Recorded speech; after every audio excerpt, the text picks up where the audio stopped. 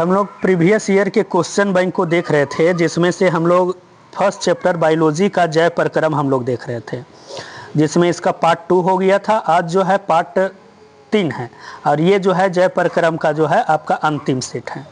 तो ये देखते हैं प्रश्न संख्या इसका अगला क्या कहता है। प्रश्न संख्या जो है 117 तक ले हम लोग पिछले सेट में देख लिए थे, तो प्रश्न संख्या जो होगा आज 18 से स्टार्ट होगा। तो ये प्रश्न संख्या 118 को देखते हैं। प्रश्न संख्या 118 में कहता है स्वपोषी पोषण के लिए आवश्यक क्या है। तो स्वपोषी पोषण के लिए जो आवश्यक है, पर्णहरित भी आवश्यक है, सूर्य का प्रकाश भी, कार्बन डाइऑक्साइड भी, जिसके कारण से इस प्रश्न की राइट आंसर क्या होगा, ऑप्शन नंबर डी होगा। आइए नेक्स्ट प्रश्न है प्रश्न संख्या 119। 119 में कहता है समान अनुशीतलन रक्तदाब होता है कितना। तो समान अनुशीतलन रक्तदाब जो होता है 80 mm होता है। तो इस प्रश्न के जो राइट आंसर होगा ऑप्शन नंबर ए होगा। नेक्स्ट प्रश्न है प्रश्न संख्या 120। 120 में आपसे कहता है रुधिर का कौन सा अवयव रक्तस्राव को रोकने में मदद करता है। तो ए ऑप्शन कहता है लसिका, बी कहता है प्लाज्मा, सी कहता है प्लेटलेट्स और डी कहता है इनमें से कोई नहीं। तो इस प्रश्न के जो राइट आंसर होगा आपका ऑप्शन नंबर सी होता है, प्लेटलेट्स होता है। नेक्स्ट प्रश्न है प्रश्न संख्या 121। 121 में कहता है निम्न में कौन बौने पौधे को दर्शाता है।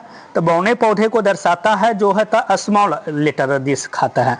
जैसे देखिए दोनों ऑप्शन नंबर सी में जो है दोनों स्मॉल लेटर है, जिसके कारण से इस प्रश्न की राइट आंसर क्या होगा, ऑप्शन नंबर सी होगा। नेक्स्ट प्रश्न है प्रश्न संख्या 122। 122 में आपसे कह रहा निम्न में कौन एक उभयलिंगी जंतु है।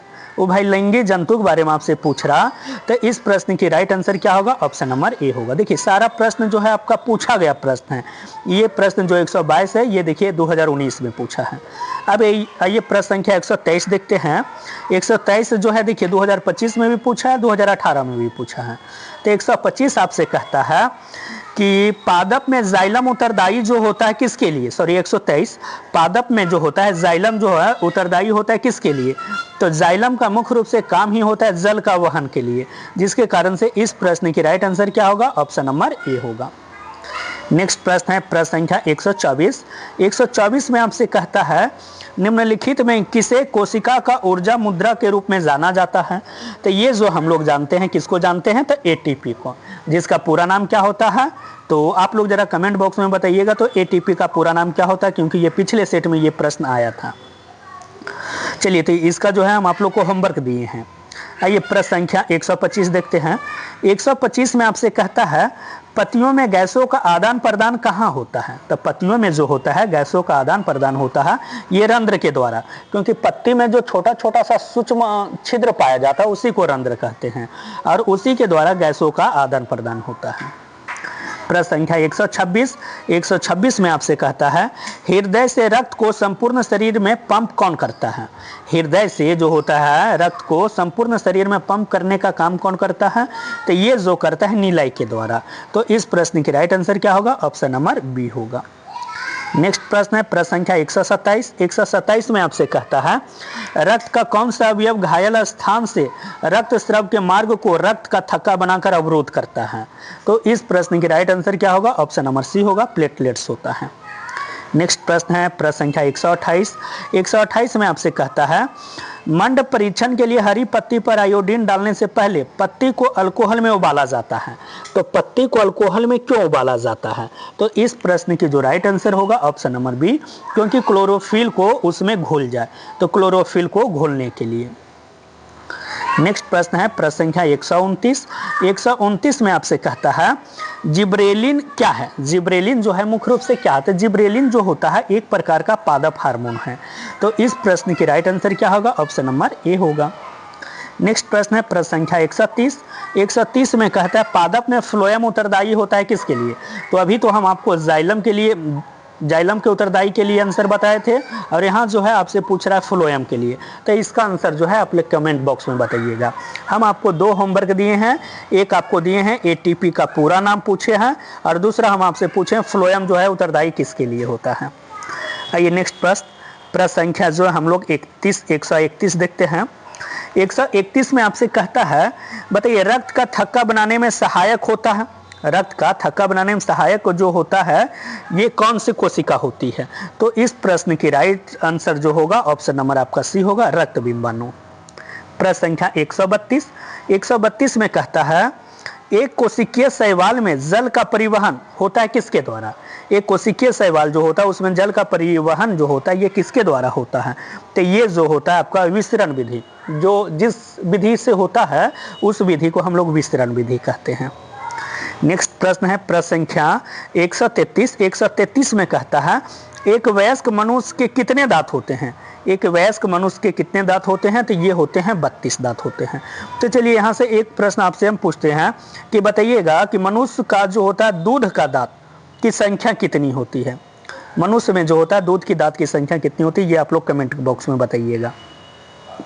आइए प्रश्न संख्या 134, 134 में आपसे कहता है क्लोरोफिल वर्णक का रंग है कैसा? क्लोरोफिल वर्णक का रंग जो होता है ये कैसा होता है? तो ये होता है हरा। तो इस प्रश्न की राइट आंसर क्या होगा? ऑप्शन नंबर ए होगा। प्रश्न संख्या 135, 135 में कहता है अपघटक का उदाहरण कौन है? तो अपघटक का जो उदाहरण है ये है कवक है। तो इस प्रश्न की राइट आंसर क्या होगा? ऑप्शन नंबर ए होगा। ये प्रश्न संख्या 136 देखते हैं।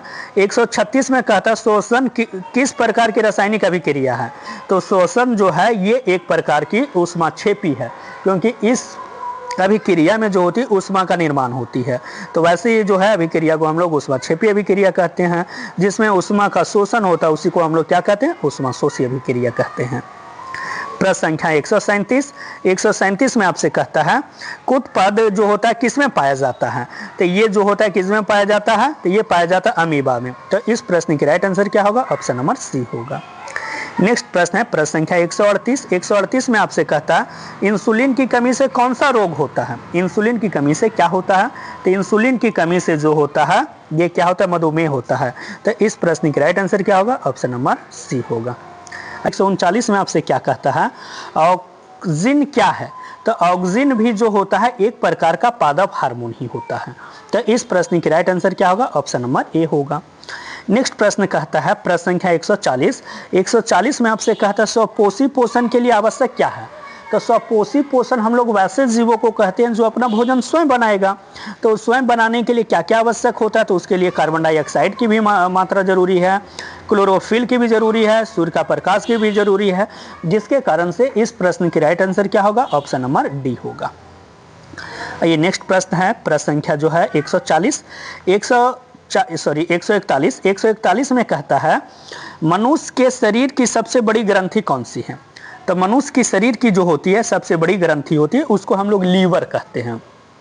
तो इस प्रश्न की राइट आंसर क्या होगा? ऑप्शन नंबर ए होगा। प्रश्न संख्या 142, 142 में आपसे कहता है शक्ति का एसआई मात्रक क्या है? तो शक्ति का एसआई मात्रक क्या होता है? तो शक्ति का एसआई मात्रक क्या होता है? वाट होता है। तो इस प्रश्न की राइट आंसर क्या होगा? ऑप्शन नंबर डी हुआ। आप लोग जानते हैं कि ऊर्जा का एसआई मात्रक क्या होता है? तो जूल होता है। यदि आपसे पूछा जाए ऊर्जा का एसआई मात्रक क्या होता है? जूल। किलोवाट घंटा किसका एसआई मात्रक होता है? तो किलोवाट घंटा ये भी होता है ऊर्जा का। और यदि आपसे पूछ दिया जाए कि किलोवाट किसका होता है? तो ये भी होता है शक्ति का एसआई मात्रक होता है। तो ये नेक्स्ट प्रश्न चलते हैं प्रश्न संख्या 143, 143 में आपसे कहता है भोजन का पचना किस प्रकार की अभिक्रिया है? तो भोजन की जो पचना होती है ये कैसी अभिक्रिया होती है? तो इसको जो है हम लोग कहते हैं उपचयन की अभिक्रिया। तो इस प्रश्न की राइट आंसर क्या होगा? ऑप्शन नंबर ए होगा। आप लोग संयोजन के बारे में जानते हैं जिसमें से एक तत्व जुटकर दो या दो से अधिक तत्व जुटकर एक नए तत्व का निर्माण करेगा, उसी को ही हम लोग क्या कहते हैं? संयोजन अभिक्रिया। उसी प्रकार से विस्थापन अभिक्रिया के बारे में भी आप लोग जानते होंगे कि एक के स्थान को हटाकर दूसरा तत्व उस पर स्थापित हो जाता है, तो वैसे अभिक्रिया को क्या कहते हैं? विस्थापन अभिक्रिया कहते हैं। ये प्रश्न संख्या 144, 144 में कहता है खुला परिसंचरण तंत्र किसमें पाया जाता है? तो खुला परिसंचरण तंत्र जो पाया जाता है ये पाया जाता है कॉकरोच में। तो इस प्रश्न की राइट आंसर क्या होगा? ऑप्शन नंबर बी होगा। नेक्स्ट प्रश्न है प्रश्न संख्या 145, 145 में कहता है इथाइल अल्कोहल किस प्रकार के शोषण से बनता है? तो इथाइल अल्कोहल जो बनता है ये बनता है अवायवीय शोषण से। तो इस प्रकार के राइट आंसर क्या होगा? Option number B. अवायवीय और अवायवीय होता क्या है कि वायवीय हम लोग वैसे शोषण को कहते हैं जिसमें ऑक्सीजन की मात्रा अधिक मात्रा में जरूरी होती है, और अवायवीय शोषण हम लोग वैसे शोषण को कहते हैं जिसमें ऑक्सीजन की मात्रा ना के बराबर जरूरी होती है। तो वैसे शोषण को हम लोग अवायवीय शोषण कहते हैं। आइए नेक्स्ट प्रश्न है प्रश्न संख्या 146। 146 में कहता है ग्वाइटर जिसका हिंदी नाम होता है घेंघा पनपता है किसकी कमी से? ग्वाइटर अथवा घेंघा रोग होता है किसकी कमी से? तो ये जानते हैं कि ये होता है आयोडीन की कमी से। तो इस प्रश्न की राइट आंसर क्या होगा? ऑप्शन नंबर आपका बी होगा। नेक्स्ट प्रश्न है प्रश्न संख्या 147। 147 में आपसे कहता है दूध से दही बनने में निम्नलिखित में से कौन सी क्रिया होती है? तो दूध से दही बनने में जो क्रिया होती है उसको हम लोग क्या कहते हैं? तो किण्वन अभिक्रिया कहते हैं। तो इस प्रश्न की राइट आंसर क्या होगा? ऑप्शन नंबर सी होगा। नेक्स्ट प्रश्न संख्या 148। 148 में आपसे कहता है मानव में डायलिसिस थैली जो होती है कहाँ होती है? तो मानव में डायलिसिस थैली जो होती है कहाँ होती है? तो आप इसको जो है ऑप्शन से भी इसको छाड़ सकते थे, क्योंकि जानते हैं तंत्रिका तंत्र के जो होता है कार्यात्मक इकाई को हम लोग न्यूरॉन कहते हैं, माइटोकॉन्ड्रिया जो होता है ऊर्जागिरी होता है, लेकिन वृक्क का जो है कार्यात्मक और रचनात्मक इकाई को ही क्या कहते हैं? नेफ्रॉन, और उसी को ही वृक्क कहने का मतलब किडनी को ही कहते हैं वृक्क। तो इस प्रश्न की राइट आंसर क्या होता? ऑप्शन नंबर ए होगा। नेक्स्ट प्रश्न है प्रश्न संख्या 149। 149 में कहता है रक्त में आयरन की कमी से होने वाला रोग कौन होता है? तो रक्त में जो होता है आयरन की कमी से ये कौन सा रोग होता है? तो ये आप जानते हैं कि रक्त की कमी से होने वाला रोग कौन सा होता है? तो ये होता है एनीमिया। तो इस प्रश्न की राइट आंसर क्या होगा? ऑप्शन नंबर सी होगा। नेक्स्ट प्रश्न है प्रश्न संख्या 150। कहता है कि प्रकाश की संश्लेषण क्रिया में ऑक्सीजन बाहर जो निकलता है ये किसके कारण निकलता है? तो ये जो निकलता है जल का अपघटन होने से निकलता है, जिसके कारण से इस प्रश्न की राइट आंसर क्या होगा? ऑप्शन नंबर ए होगा। नेक्स्ट प्रश्न है प्रश्न संख्या 151। 151 में कहता है मैग्नीशियम पाया जाता है किस में? मैग्नीशियम जो होता है ये पाया जाता है किस में? तो मैग्नीशियम पाया जाता है क्लोरोफिल में। तो इस प्रश्न की राइट आंसर क्या होगा? ऑप्शन नंबर ए होगा। नेक्स्ट प्रश्न है प्रश्न संख्या 152। 152 में कहता है पाइरूवेट के विखंडन में कार्बन डाइऑक्साइड जल तथा ऊर्जा देता है और यह क्रिया होती है, यह जो क्रिया होती है किस में होती है? तो इस प्रकार की क्रिया जो होती है क्या होती है? तो ये माइटोकॉन्ड्रिया में होती है।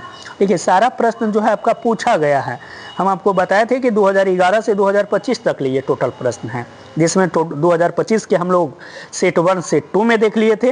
अब जो है ये आपका अंतिम सेट है।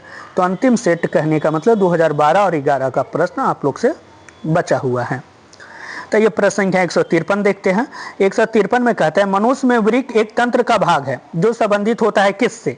वृक्क का एक भाग है तो ये संबंधित जो होता है किससे? तो ये संबंधित होता है आपका उत्सर्जन से। तो इस प्रश्न की राइट आंसर क्या होगा? ऑप्शन नंबर सी होगा। प्रश्न संख्या 154। 154 में कहता है पौधों में शोषण क्रिया के अंतर्गत एडीपी के, जिसका पूरा नाम एडिनोसिन डाइफॉस्फेट के टूटने से कितनी ऊर्जा मुक्त होती है? तो ये जो ऊर्जा मुक्त होती है ये आपका होता है 30.5 किलो जूल पर मोल होता है। तो इस प्रश्न की राइट आंसर क्या होगा? ऑप्शन नंबर आपका ए होगा। आइए नेक्स्ट प्रश्न संख्या 155। 155 में कहता है मानव हृदय का औसत परकुंचन दाब लगभग कितना होता है? तो ये जो होता है आपका 120 mmHg होता है। तो इस प्रश्न की राइट आंसर क्या होगा? ऑप्शन नंबर ए होता है। 120 mmHg कहने का मतलब अर्थ होता है कि पारा का जो है 120 mm लीजिए और वो जो अपने हाथ पर रखिए, रखने पर वो जितना दाब डालता है ना उतना आपका हृदय दाब डालता है। ये इसी कारण से इसके पैमाना को हम लोग mmHg में रखते हैं। आइए नेक्स्ट प्रश्न है प्रश्न संख्या 156। 156 में आपसे कहता है कि पौधों में वाष्पोत्सर्जन किस भाग में होता है? पौधों में जो वाष्पोत्सर्जन होता है तो ये किसके द्वारा होता है? तो ये होता है पत्ता के द्वारा। तो इस प्रश्न की राइट आंसर क्या होगा? ऑप्शन नंबर सी होगा।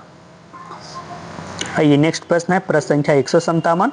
157 में आपसे क्या कहता है कृत्रिम वृक्क किन अपशिष्ट उत्पादों को रुधिर से अपोहन द्वारा पृथक करता है? तो इस प्रश्न की जो राइट आंसर होगा आपका ऑप्शन नंबर ए होता है, नाइट्रोजन के द्वारा होती है। आइए प्रश्न संख्या 158 देखते हैं। 158 में कहता है डेंगू उत्पन्न करने वाले मच्छर किस तरह के जल में उत्पन्न होते हैं? तो डेंगू उत्पन्न करने वाले मच्छर जो होता है ये हमेशा आपका हर हमेशा रहेगा शुद्ध जल में रहता है। तो इस प्रश्न की राइट आंसर क्या होगा? ऑप्शन नंबर आपका बी होगा। आइए नेक्स्ट प्रश्न है प्रश्न संख्या 159। 159 में कहता है प्रकाश संश्लेषण द्वारा किसकी प्राप्ति होती है? तो प्रकाश संश्लेषण के द्वारा जो प्राप्ति होती है वो किसकी होती है? तो ये होती है ग्लूकोज की।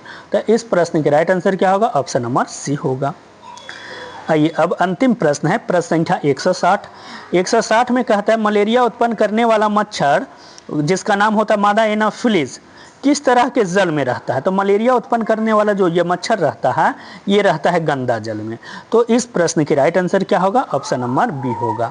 अब हम जो आपको 3 होमवर्क दिए हैं, तीनों का जो है आप लोग कमेंट बॉक्स में उसका आंसर बताइएगा।